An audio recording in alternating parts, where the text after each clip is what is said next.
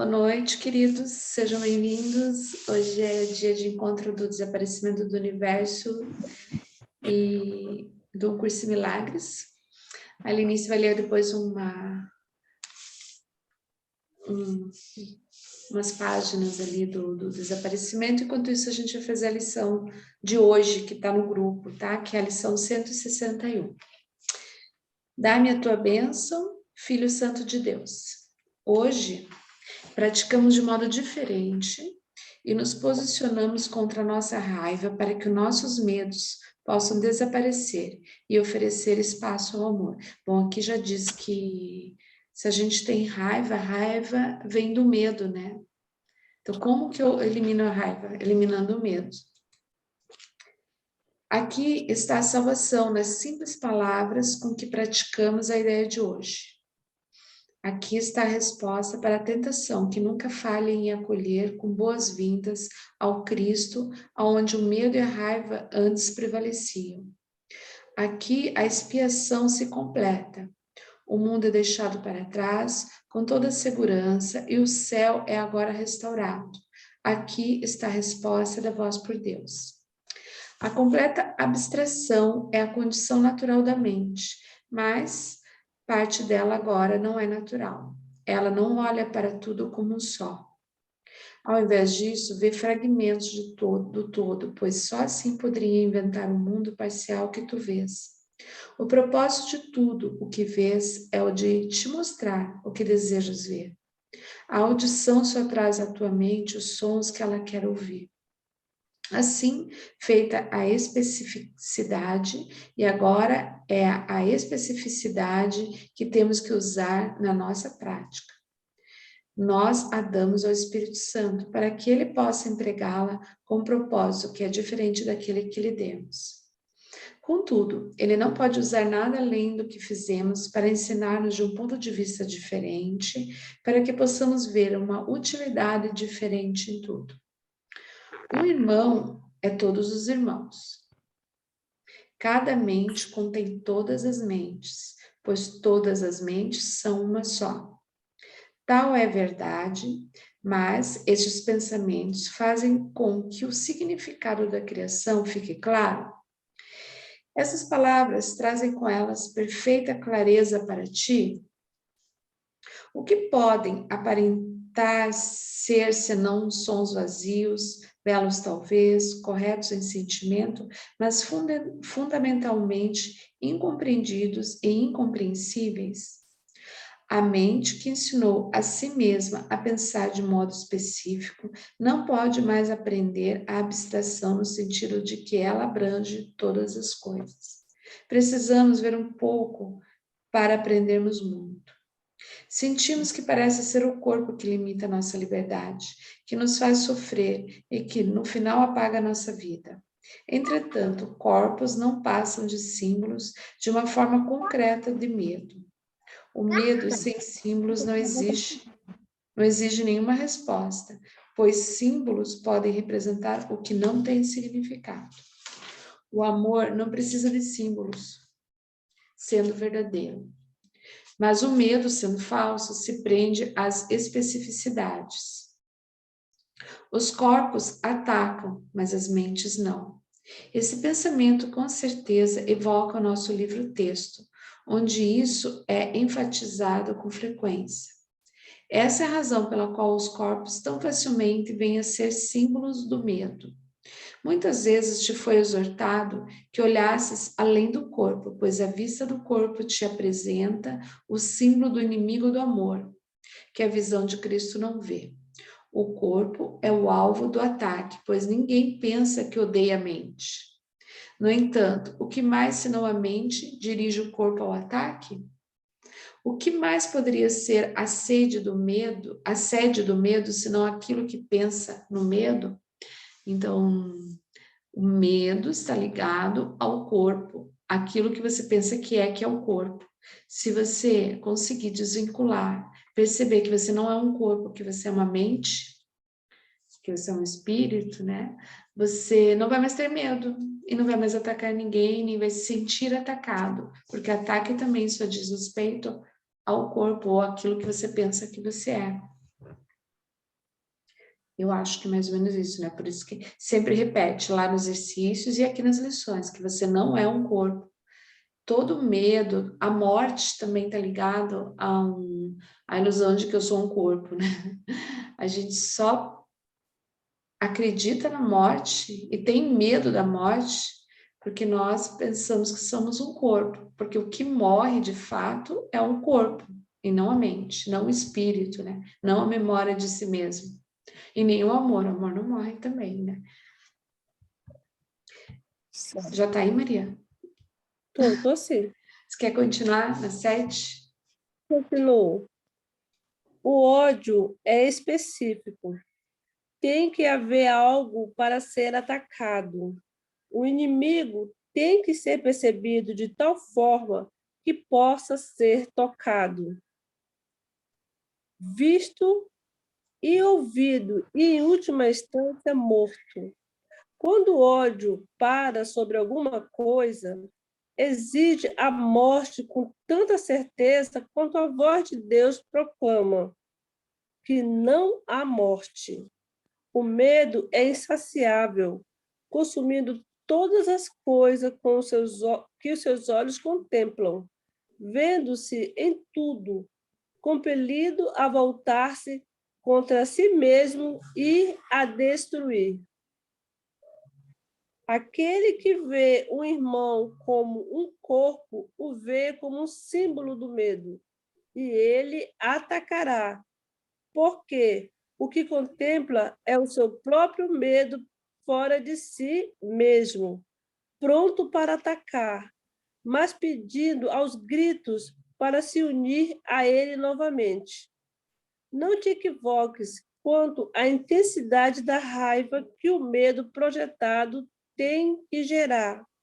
Irado, ele urra e arranha o ar na frenética esperança de poder alcançar aquele que o fez devorá-lo. Achei engraçada essa parte, é meio cômico imaginar essa cena.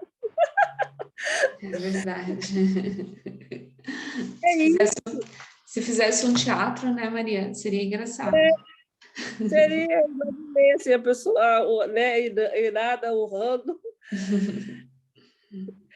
É isso o que os olhos do corpo contemplam naquele que o céu estima, que os anjos amam e que Deus criou perfeito.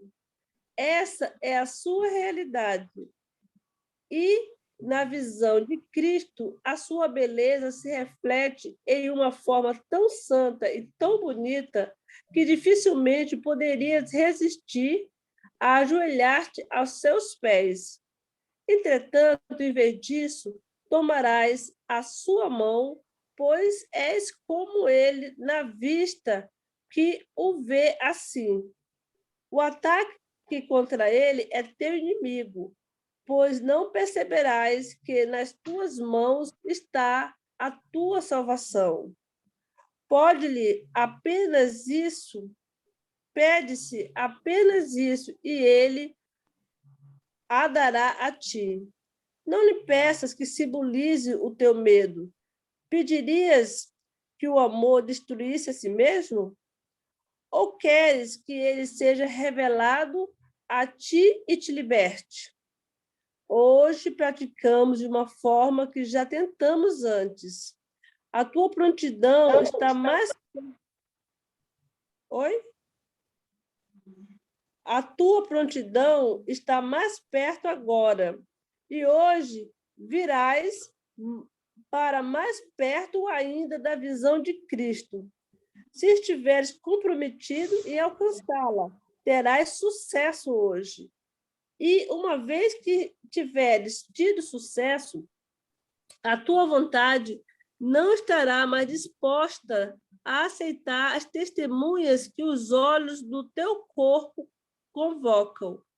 O que verás, cantar-te-á antigas melodias que lembrarás. Tu não foste esquecido no céu. Não queres lembrar-te dele? Escolhe um irmão, símbolo do resto, e pede-lhe a salvação.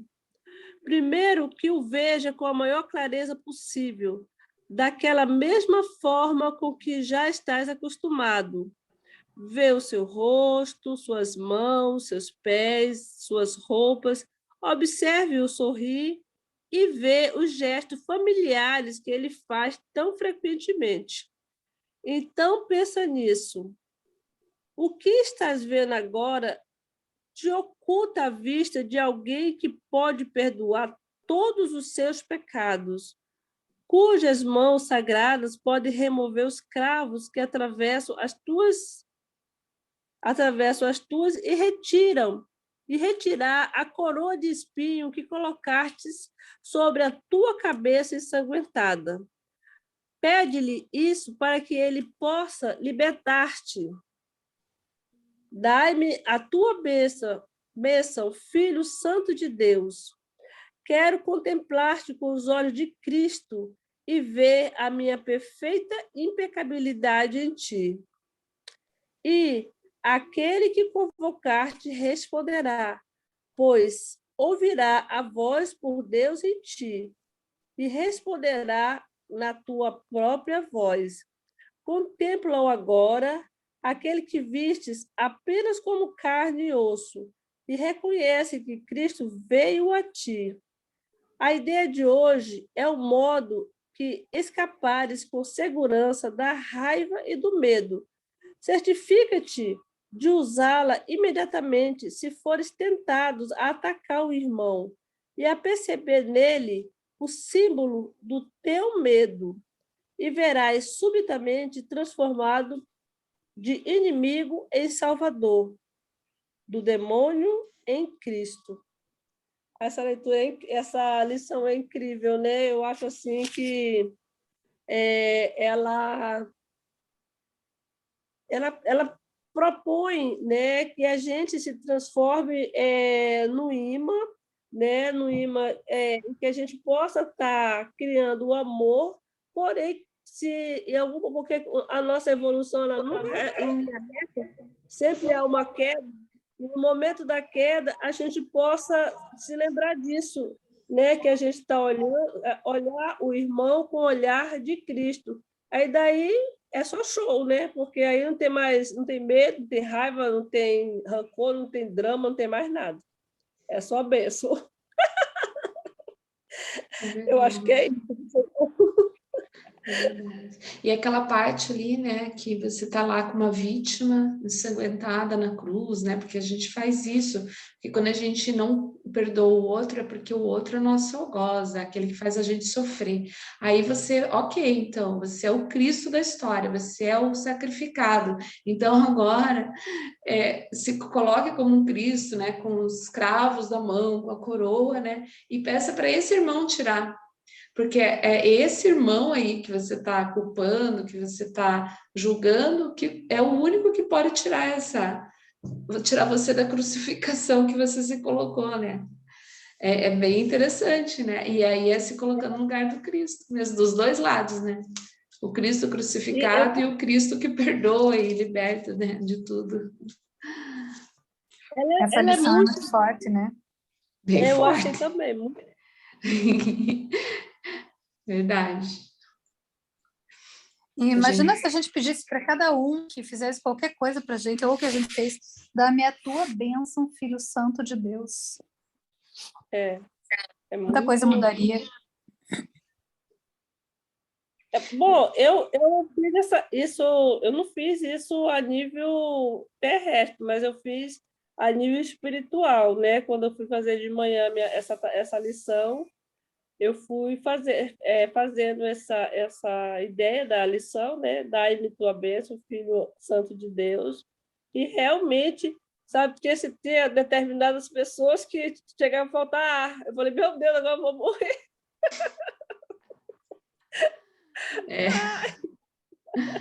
Ela é bem forte, Maria. Eu agora fiz ela de novo e parece que eu nunca tinha feito ela. Foi bem interessante. E foi forte.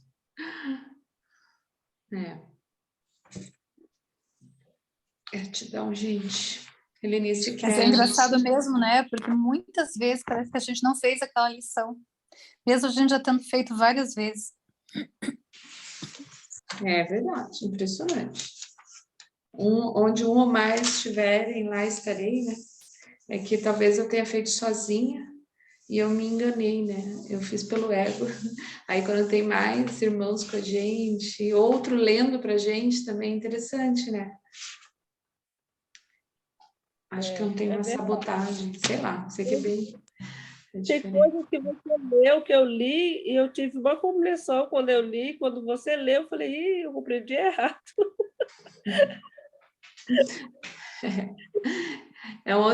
Traz uma outra visão, né? Igual agora você lendo e eu ouvindo você e eu sentindo mesmo ali, nossa, ficou diferente, assim.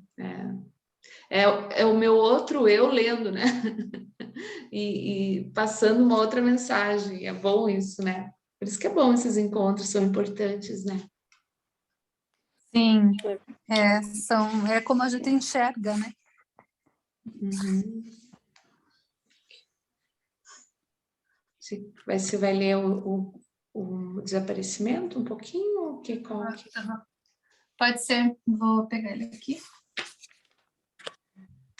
A Lenice agora vai ler um capítulo, uma parte do desaparecimento do universo, que é o fundamento desse nosso grupo atual, né? Eu ia ler uma parte aqui, mas eu peguei outra, voltei na página aqui, porque depois dessa lição tinha mais a ver com isso aqui.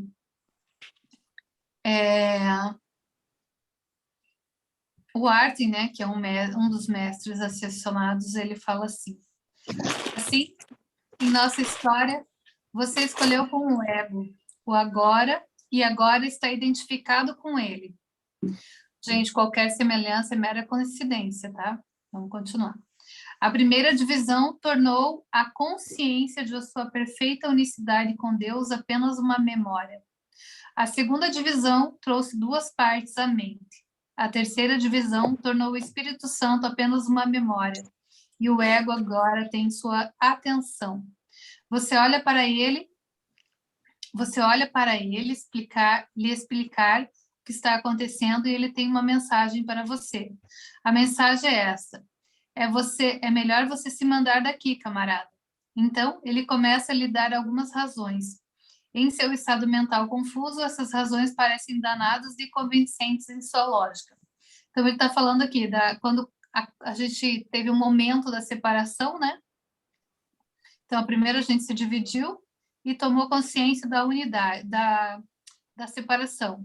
E daí depois são várias divisões além dessas, até a gente realmente esquecer quem a gente é e a gente se identificar com o ego.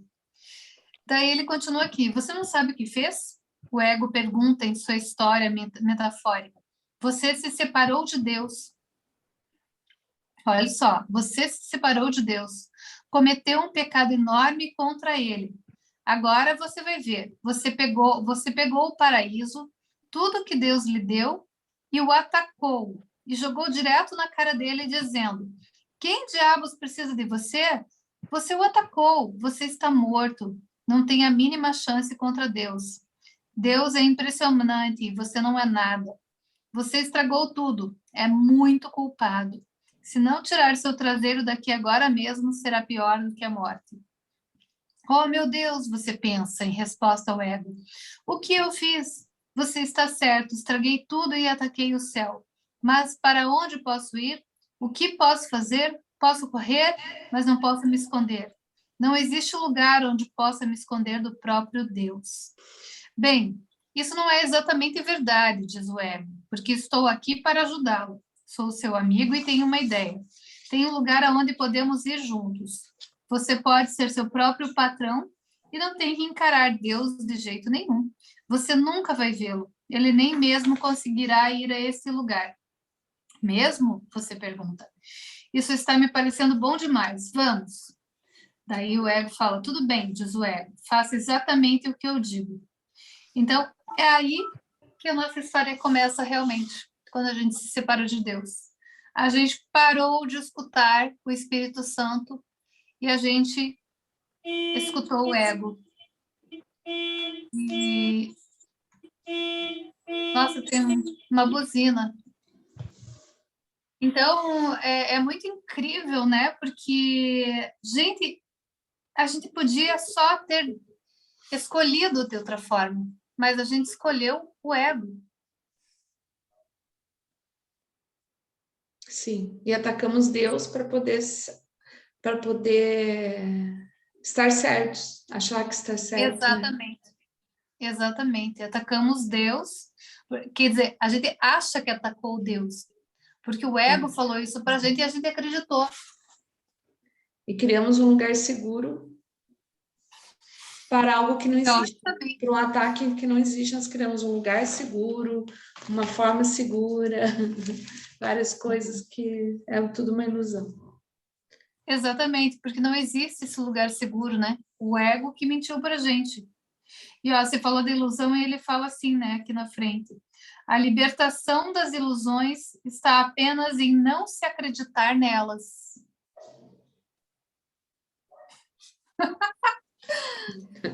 Ai, gente, a libertação das ilusões está apenas em não se acreditar nelas. Como Fala você sério, né? sabe que é uma ilusão?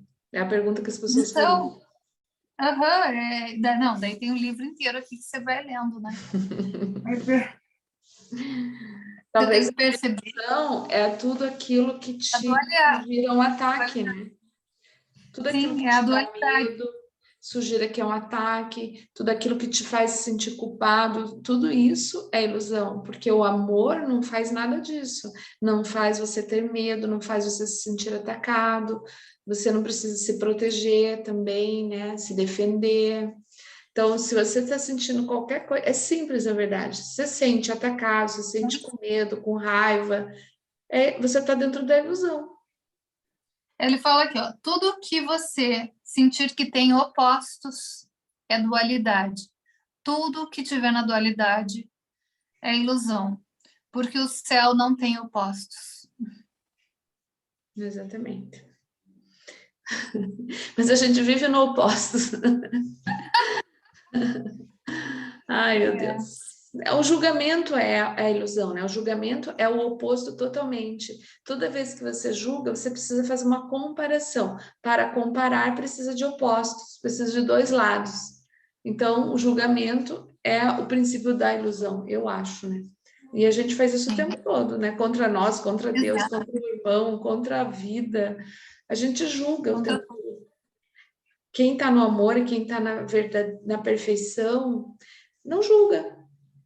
Então, qual é a nossa meta? É lógico que a gente não está mas a meta é não julgar. Se você não julgar, você vai estar no paraíso.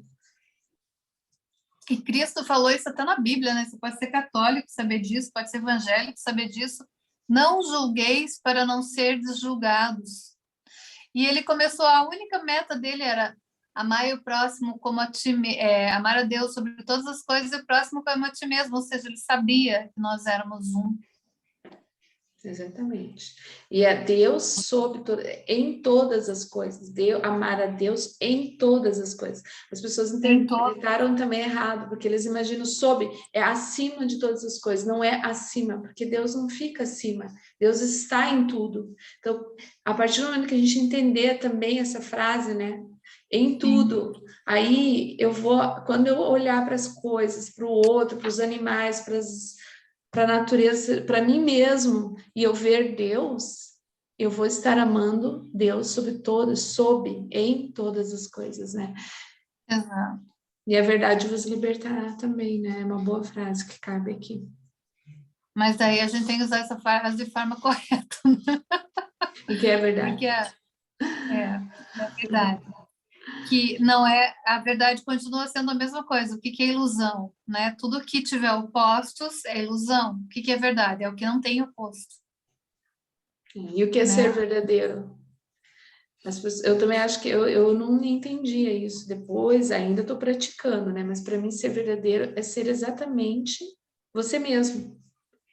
Exato.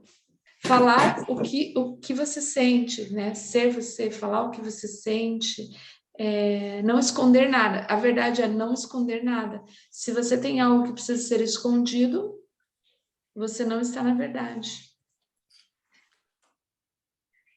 Exatamente. E ele fala muito isso, né? Ele fala numa parte do 100, ele fala isso.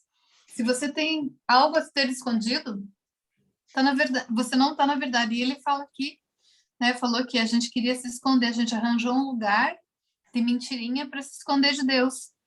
E o pior é que a gente não percebe isso, porque a gente se afastou tanto de Deus, que ele fala aqui, ó, praticamente toda a sua mente é inconsciente para você, assim como quase todo iceberg está sob a superfície da água. A gente escondeu quase toda a verdade num lugar tão distante que não parece mais ser verdade. É doido isso. E é porque a gente tem medo, né? Porque criamos o medo. E pior, a gente escondeu a verdade de nós mesmos. Não é? De nós mesmos, sobre nós mesmos e para nós mesmos. Eu descobri, quando eu fui olhando, estou descobrindo ainda, que a gente está sempre mentindo para nós mesmos, sobre nós e para nós. A gente criou um outro. Desligou o teu áudio, Maria, o teu também está desligado, se quiser falar. Eu estou escutando. A gente desligou, a gente conta mentiras sobre nós, só que a gente achava que era tão verdade que a gente não percebe, né? E aí, sobre nós, são as ilusões, né? É o grande teatro que a gente criou da vida, né? Por medo. E engraçado, e medo do quê, né? Medo de ser nós mesmos? Você pode cantar a musiquinha. Você tem medo de quê? A gente não quer só comida, a gente quer comida, diversão e arte. Você tem medo do quê? A gente tem a grande realidade que o medo básico começou na separação, né? E a gente acha que é um corpo, então a gente tem o medo da morte. Da morte, exatamente. A gente tem medo da morte a morte do ego, porque o ego está ligado ao corpo, né? Se estou enganada, me corrige. O ego está ligado ao corpo, né? Ao que a gente pensa ser o corpo e ao que a gente criou sobre o corpo. E então a gente tem medo da morte, porque a gente tem medo de esse corpo deixar de existir, né? E daí a gente acha que a gente vai deixar de existir, mas a gente é eterno. Como pode o que nunca teve início ter fim, né? É o que está lá no livro dos professores. Exatamente, mas a gente acha que tem. Uhum. Como a gente é bobinho. Porque o que tem, a morte faz parte do corpo, que é o ego. O corpo tem início, a gente criou o corpo, né? Porque o corpo é a manifestação do pensamento, né? Do ego. A gente precisa provar que existe, né? E, então, esse sim tem fim, porque ele teve um início, né? Mas quem eu sou, de fato, não tem, nunca teve um início, ele sempre existiu, né? Eu acho que a gente tem medo de descobrir que a gente é eterno. A gente tem medo da eternidade, né?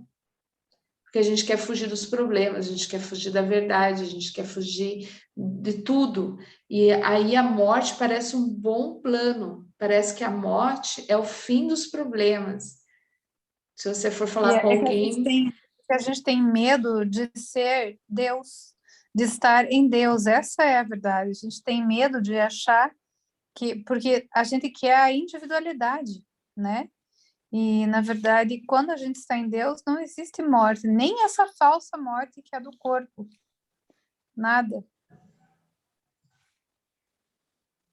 Porém, quão tolos somos, né?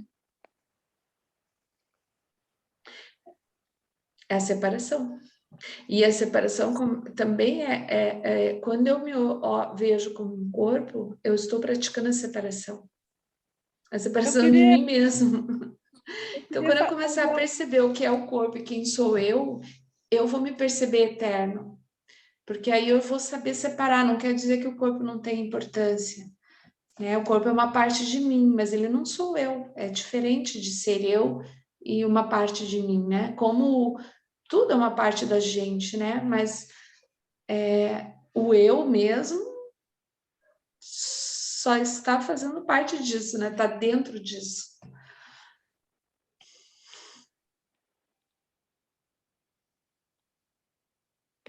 eu queria fazer uma consideração a respeito. É porque, assim, eu acho. Eu sinto necessidade, eu não sei se eu ainda estou no plano ainda bem inferior, mas eu sinto necessidade muito de trazer essa discussão teórica para a vida prática, no sentido de eu ter uma compreensão maior. Então, quando falo assim, em separação, eu fico vendo, na minha opinião, né, que tudo é um plano de Deus, né? Inclusive a separação, no meu ponto de vista. Então, assim, quando a criança nasce, ela é todo sentido, né?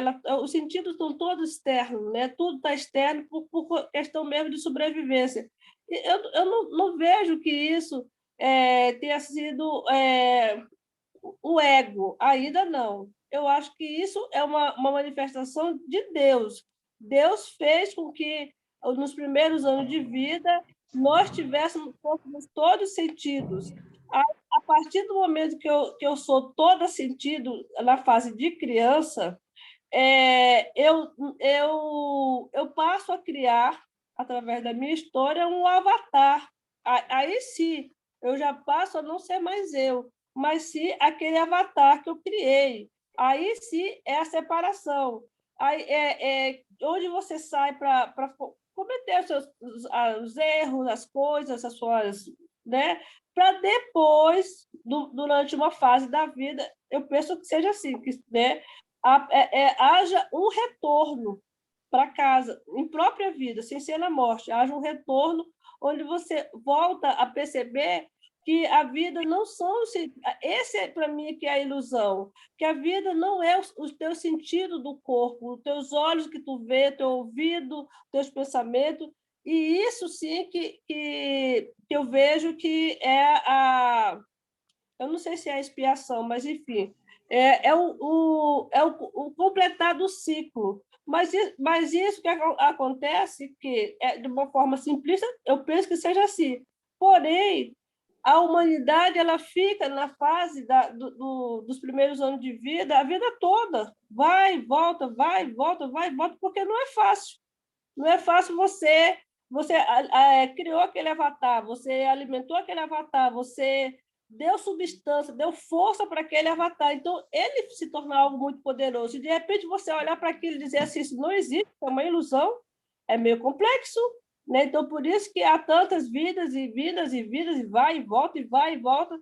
Porém, a partir do momento que eu falo assim, não quero mais brincar com esse avatar, que eu acho que é a fase que está passando o planeta, que nós estamos passando, eu olhar para eu não olhar mais aquele avatar como sendo eu, não me identificar mais com isso que a gente está falando, que é o medo, que é a raiva, né? Porque esse avatar que aqui pela leitura se chama de ego, né? Que é essa coisa que eu criei, que eu não vejo que seja algo ruim ou bom, não há julgamento, é só algo que eu criei. E só eu tenho a capacidade de desfazer dele ou continuar brincando com ele, a meu bel prazer, até eu senti essa necessidade de ter essa paz eterna, né? E não essa paz fragmentada, que é o que o Avatar nos oferece. Bom, era isso.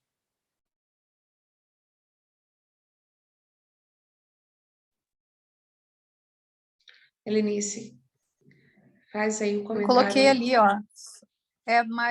Eu coloquei ali que ela falou da expiação. Não, ela falou da separação, né? O que ela achava da separação. É que dentro do 100 existe uma linguagem bem própria, né? Então, eu coloquei ali, só que agora não consigo ler, eu não sei como voltar ali, o que é expiação e o que é separação no glossário do 100. Alguém consegue ler ali, no bate-papo? Separação, a crença no pecado, que afirma uma identidade separada do nosso Criador. Pareceu ocorrer uma vez, e o sistema de pensamento que surgiu dessa ideia está representado pelo ego. Teve como resultado um mundo de percepção e de forma de dor, sofrimento e morte, real no tempo, mas desconhecido na eternidade. A expiação é o plano de correção do Espírito Santo que, para desfazer o ego e curar a crença na separação, e completar-se quando cada filho separado tenha cumprido a sua parte da expiação através do perdão total. O seu princípio é o de que a separação jamais ocorreu. Eu acho que aqui nós primeiro criamos a separação. Na verdade, a gente criou tudo isso juntos, né? É que aquilo que a Maria está falando. O que acontece? A gente vem, né? Tudo certinho, mas chega aqui já tem um plano. O ego já criou um plano. Aí a gente quer fazer parte daquela comunidade, da tribo, e querem que a gente faça parte. E aí inclui o teatro todo, que é a separação. Então a gente acaba, se você não se adaptar, né? Tem até algumas regras dentro da sociedade. Você é considerado louco, você agora tem o tal do autismo, déficit de atenção, e por aí vai, né? Várias coisas vão acontecendo. Aí se criou até a doença, tudo isso. O desequilíbrio, né? E a gente tem que, praticamente, é obrigado a se adaptar a um teatro, né? A separação que foi criada pelo ego. E todo esse programa criado dentro de egos, dentro de que, todo o programa de que é felicidade, eu acho assim, né? E aí a gente vai tocando a vida dentro disso, até que a gente acorde em algum momento, né? E ali diz assim que a expiação seria o quê? A gente espiar tudo isso. A palavra já meio que diz, vamos olhar para tudo isso, vamos mudar tudo isso. Só que ali diz que todos têm que fazer isso juntos. E é por isso que a gente vai ficar repetindo de ano. Aqui eu acho que é um programa um pouco diferente da escola, que a escola alguns repetem de ano e outros tocam para frente. E aqui a impressão que eu tenho também é essa, que é lá o Bodhisattva do budismo, né? Que enquanto ainda um ser vivo não tiver passado de ano, né, de lição para frente, todos deveriam ficar aqui, né? E o Bodhisattva é aquele que, mesmo podendo se iluminar e percebendo toda a realidade, ele ainda escolhe estar aqui, porque como que ele pode se iluminar, como ele pode passar adiante se o meu irmão ainda não consegue perceber? Então, como ele é meu, ele sou eu, então uma parte de mim ainda precisa espiar, uma parte de mim ainda precisa perceber o ego e superar tudo isso. Eu acho que é um plano que as gotinhas do oceano, igual a outra semana, todas têm que se ver como oceano, tem que entrar para o oceano. E quando não tiver uma gotinha lá, achando que não é oceano, todos nós ficamos aqui repetindo, como disse a Maria. É como se fôssemos todos parceiros nisso, né? Beleza, olha lá, a Vanilda ainda não... Gente, a Vanilda não está enxergando. Vamos lá buscar ela. Eu acho que quase que é mais ou menos isso, né? Eu acho que tem 3 fases. Eu acho que a primeira fase eu não tenho consciência de nada, eu estou dormindo totalmente. A primeira fase então, assim, é aquela que Jesus falou, perdoa que eles não sabem de nada. Perdoa, Pai, que eles... não sei a frase lá. Eles não sabem o que fazem. É isso mesmo. Essa é a primeira fase.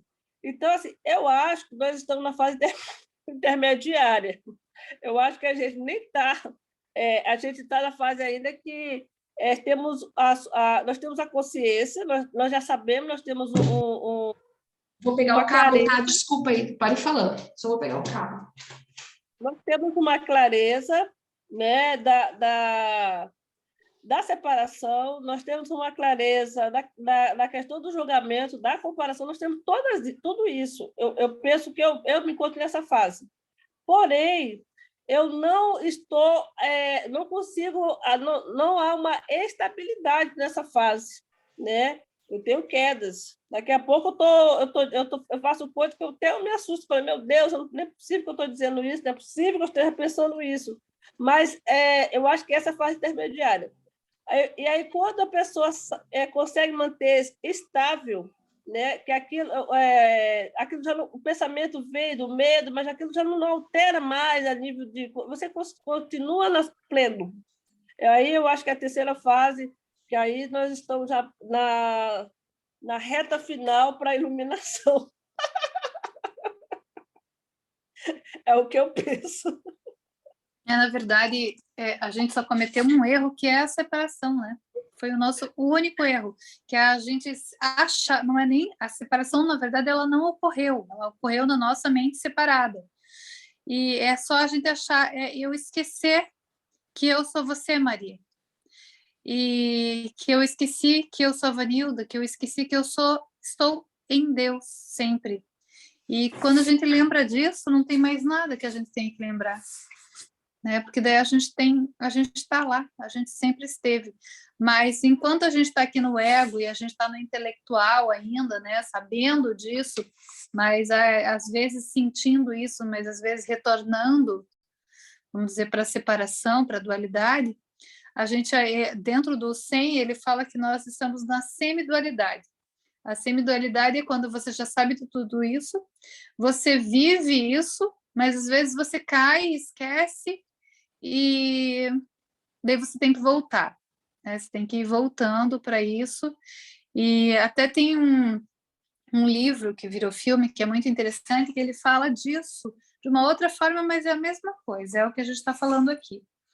É uma outra linguagem, mas é a mesma coisa, que é a profecia celestina, que, na verdade, o que a gente tem que fazer é o que a Maria estava falando ali, é bancar a energia, é quando a gente consegue manter a energia estável, que a gente sabe que é um com todos, né? E daí aquelas coisas loucas do mundo não nos atingem mais, porque a gente já é estável, mas esse manter a energia é através da atividade, do exercício, né? Do Zen, do perdão, do não julgamento, até que a gente realmente entenda que nós somos um e a gente consiga enxergar isso com toda a nossa força, com todo o nosso ser, e a gente realmente lembre e consiga, né? Eu consiga ver realmente sem nenhuma dúvida que eu e você somos um, que eu e Deus somos um. Sim, e tem evidências na humanidade, nós deveríamos estar colocando nossos esforços em quebrar essas fronteiras, em quebrar, em focar na não separação, né? Na não dualidade. Mas aí quando a gente ainda vê que existem guerras, existem fronteiras, se todos somos um, não faz sentido existir fronteiras, né? Um mundo não dual, um mundo em unicidade, não, é um mundo quando não tivermos mais países, né? Não tivermos mais cidades, não tivermos mais raça, credo, né? Nada disso, porque isso tudo é uma evidência da nossa separação. Se a gente olhar bem, talvez a gente esteja muito mais separados do que nunca tivemos na humanidade, porque hoje tem muita evidência de separação, né?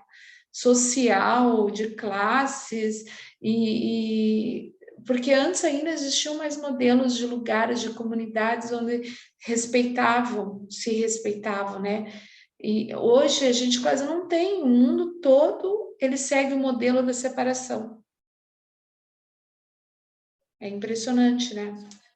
Globalizado e separado ao mesmo tempo, né? Porque a gente se esqueceu de Deus, mas ao mesmo tempo nunca teve tanta gente pensando junto na unidade.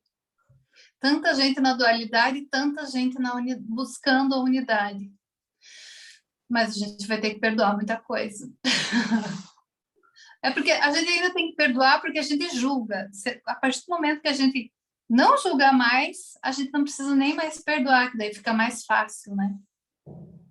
Sim. Verdade. Eu penso que o julgamento é um treino que a gente tem que estar fazendo diariamente com relação a ter coerência naquilo que a gente pensa, naquilo que a gente fala, naquilo que a gente sente, naquilo que a gente faz, né? Então, essa incoerência, né? Porque a oratória ela pode ser muito bonita, ela pode ser linda, eu posso citar, né, um monte de coisa, mas o meu pensamento, o meu sentir, o meu fazer, eles não batem. Então, a partir isso, eu também acho que é treino, né? Eu penso que tem bastante treino, porque quando eu sou coerente, eu tenho consciência, né, que o julgamento é algo que vai levar a mais dualidade, a projeção de pensamentos de mais separação. Então, essa coerência eu só posso buscar dentro de mim, não tem como. A manifestação da guerra é só o que está dentro de mim. Oi, meu amor, a vovó está falando. Era isso, meu netinho aqui, tá? Um bebê aí? Tem um bebê aí? O bebê é o netinho dela, ela falou, eu nem sabia que ela era mãe. Gente, então, para terminar aqui, eu vou ler uma parte do desaparecimento, é uma página que ele fala, que é uma parte que ele fala que o curso ensina, mas é no desaparecimento, né? E daí ele termina com a colocação do próprio, eu acho que é o Artin, né? Que o próprio Artin fala. Então, resumindo, é isso que a gente falou nas palavras, né, do 100 aqui, depois, segunda parte do desaparecimento. O ego é a parte da mente que acredita em divisão. Como poderia uma parte de Deus se desligar sem acreditar que o está atacando? Falamos anteriormente do problema da autoridade que está baseado no conceito da usurpação do poder de Deus. O ego acredita que é isso que fizeste, porque acredita que ele é o que tu és. Se te identificas com o ego, tens que te perceber como se fosse culpado. Sempre que respondes ao teu ego, vais experimentar culpa e temer punição. O ego é bem literalmente um pensamento amedrontador. Por mais ridícula que possa ser a ideia de atacar a Deus para a mente sã, nunca te esqueças de que o ego não é são. Representa um sistema delusório e fala por ele. Escutar a voz do ego significa que acreditas que é possível atacar a Deus e que uma parte de Deus foi arrancada por ti. O medo da retaliação vindo de fora é decorrência disso, porque a severidade da culpa é tão aguda que tem que ser projetada. Lembrando que Cristo fala no 100 o tempo todo, que é uma mente de culpa, uma mente sem culpa nada pode sofrer. Então, o Artin, sobre essa frase do 100, né? Ele fala assim, acreditando que a separação de fato aconteceu e dado seu medo da punição e retaliação de Deus contra as quais desesperadamente pensa que precisa se defender, você já desenvolveu, por ouvir o ego, um sistema de pensamento que diz que você pecou, que você é culpado e que a punição, inevitavelmente, de Deus exige uma defesa. Você se sente completamente vulnerável e o ego lhe disse que tem uma ideia, um lugar ao qual você pode ir, onde Deus nunca conseguirá encontrá-lo. Em seu estado confuso, você agora é um seguidor do ego em vez da vontade de Deus. E houve a ideia brilhante, mas invertida do ego para colocá-lo a salvo daquilo que você não se lembra mais, que é a sua verdadeira realidade. Mas, em vez disso, algo do que você agora vive com um medo mortal. Ou seja, aquela parte bíblica, qual Senhor você está seguindo, né? A quem nós estamos servindo? A Deus, ao ego. Então, se nós temos um medo mortal, nós não estamos servindo a Deus, nós estamos servindo ao ego, porque Deus é por amor. E se a gente lembrar disso, se a gente tiver a qualquer momento, tá errado, tá certo, tá dividido, tem dualidade, então a gente está pensando com o ego. Estamos pensando no amor, estamos na unidade, estamos em Deus, estamos em paz, a gente está escolhendo como nosso mestre, nosso Senhor, nós estamos escolhendo Deus. Mas o nosso objetivo é a gente escolher isso sempre, né? É a gente estar nesse estado permanente. Mas, enquanto isso, se a gente consegue ir tendo flashes, e cada dia maiores os nossos flashes, né? Estando em Deus, logo, logo a gente volta para casa. Talvez não nessa vida, eu espero que sim, né? Mas tudo bem também. E é isso. Então, Não, e a gente fez um plano tão perfeito ouvindo você aí, que aí a gente escolhe o ego, e no meio disso temos a culpa, nos sentimos culpados, por isso escolhemos o ego, né? Porque olha lá, quando você leu aquela parte lá, a primeira, é um teatrinho, né? Uma forma de exemplificar, mas é isso, né? Eu pequei contra Deus, eu fiz algo errado. Então, agora Deus vai me castigar e eu sou culpado. Então, aí aparece o ego como salvador. Então, né? Deus é um isso aí conecta muito com a religião, ela cria também muito isso, né? exato. E aí, como eu sou culpado, eu pequei contra Deus, e isso existe, né? Porque eu venho dessa, né, do cristianismo, então eu pequei contra Deus, a gente tem até uma oração que a gente fala, eu pequei contra Deus, eu sou culpado, a gente fica reafirmando isso. Como eu sou culpado e pequei contra Deus, eu mereço castigo e punição, e aí eu crio doença. Toda vez que eu estiver doente, pode ter certeza que existe uma culpa por trás disso, porque a doença está relacionada com a culpa e com a punição. Então, como que eu me curo de qualquer doença? Quando eu me perdoo, perdoo o outro, quando acontece o perdão e quando eu volto para Deus, porque em Deus não existe culpa, nem medo e nem só existe amor. E aí eu não preciso mais me punir com uma doença ou qualquer castigo, pobreza, miséria, sofrimento, né? Você vê que o pacote do ego vem completo, né? Nossa, ele é ardiloso, gente. Articulado pra caramba. Ó, você falou ali, ó, olha só essa frase aqui. Ó. Então, o inimigo do qual agora você vive apavorado é Deus. Porque o ego colocou você como, nossa, Deus vai te castigar, Deus vai te punir, porque você é pecador, você é separado. É exatamente isso que você acabou de falar. E não é só com a morte seria muito legal. O plano é um pouquinho mais diabólico, que daí você vai ter que ter uma doença, sofrer, às vezes por anos, né? Depende do nível que você se colocou nessa culpa toda, nesse castigo todo, né? E aí você vai morrer, o corpo, né? Ou seja, o corpo vai morrer. E ó, ele fala aqui, ó, num parágrafozinho. Agora, como a realização culminante em seu grande esquema, o ego faz, rufem os tambores, por favor, o corpo. E a gente faz o quê? Se identifica com essa coisa fofinha. E daí o Gary fala aqui, então, eu continuo reencarnando por causa dessa culpa e medo inconsciente que estão na minha mente. E é isso. Né? Tem um livro, né, do Gary que Minha realidade mortal. Minha realidade mortal.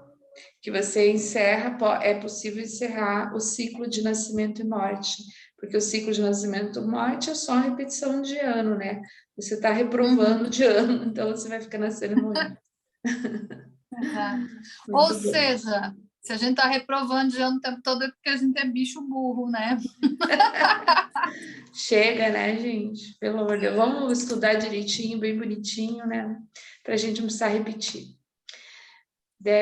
Em algum lugar deve existir algum lugar bonito para viver em paz. Né? Tem até Lembra que isso era a abertura da Globo? Vocês lembram disso, gente? Viver essa música, e era com aquelas listinhas, né? Aham! A gente era criança. Se Gente, você eu não ficava vem, esperando. eu adorava também. Se você não vem comigo, nada disso tem valor. Isso aí, de que vale o paraíso sem amor? Além do horizonte, existe existe um um lugar. lugar tranquilo e bonito. pra Pra gente gente se se amar. amar. Lá, lá, lá, lá, lá, lá, lá. E com essa Lá, lá, lá, lá. musiquinha a gente encerra o nosso encontro. A nossa reuniãozinha.